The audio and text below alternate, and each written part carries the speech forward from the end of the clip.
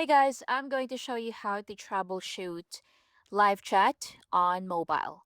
So to start, open live chat on your device. Now, if you're not logged in yet, go ahead and sign in using your account. Now, what we need to do is to click on more at the bottom. So here, look for notifications and click on that. Now, you have a lot of options in here. What you need to do is to look for troubleshooting. So tap on it. So once you click that, it automatically troubleshoot your device settings, do your token registrations, and task notification.